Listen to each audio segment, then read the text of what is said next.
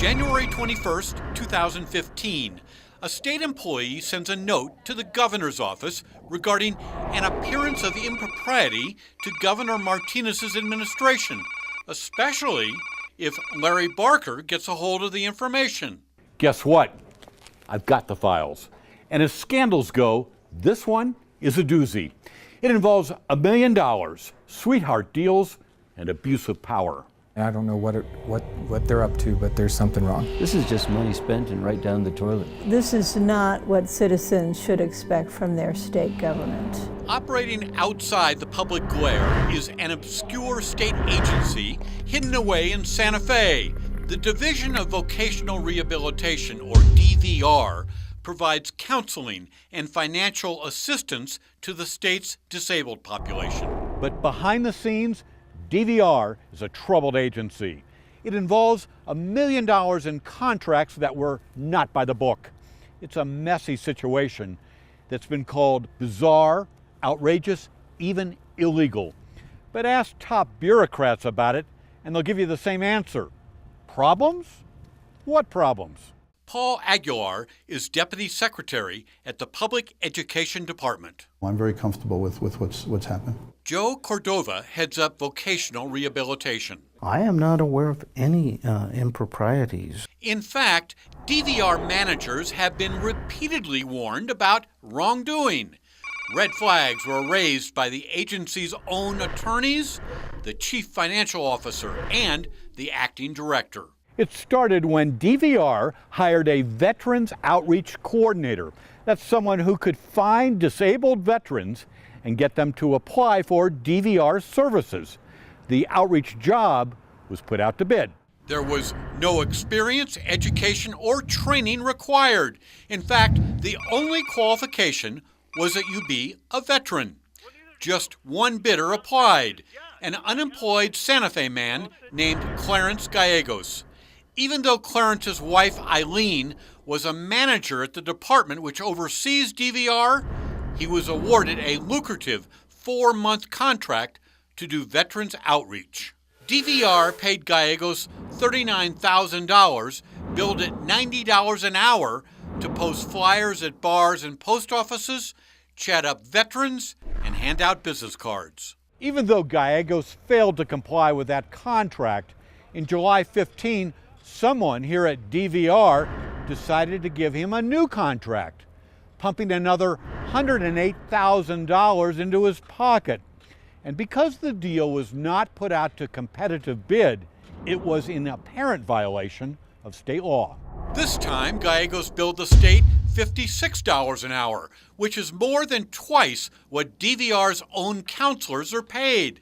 In fact, a man with no college degree, experience, or training earned more than DVR's director, more than the Attorney General, even more than the governor. Last year, DVR put the outreach coordinator job up for bid once again. This time, however, there were 2 bidders, Clarence Gallegos and a fired state cop named Jason Griego. DVR awarded each man a $433,000 contract over 4 years. How do you justify to taxpayers paying out $872,000 over 4 years to 2 people to do veterans outreach? That's not a lot of money compared to what we do in general in vocational rehabilitation. After DVR's attorney Rosa Lima refused to sign off on the contracts, she was sent home and placed on administrative leave. I explained to them that I was not comfortable with all those violations to sign a contract that could cause problems to the agency in the future. With Lima out of the way, Director Joe Cordova found another lawyer to sign the contracts. However, shortly before cashing in on his latest sweet deal, Clarence Gallegos ended up in jail. Albuquerque police were called to a local bar after Gallegos became belligerent and caused a disturbance. When he refused to leave the premises, he was arrested for criminal trespass. So are we going to jail or are we leaving the property? No. You can take me to jail if that's what you want. Okay, go ahead and stand up. Okay. Go ahead and stand up. Okay. Put your hands behind your back. The case was later dismissed. Today, Gallegos and Jason Griego each collect $100,000 a year to do veterans outreach. Following whistleblower complaints about the mishandling of the contracts, DVR attorney Mel Savarese was asked to do a review. In a 17-page legal memorandum, Savarese found numerous irregularities and concluded the contracts were, quote, legally insufficient.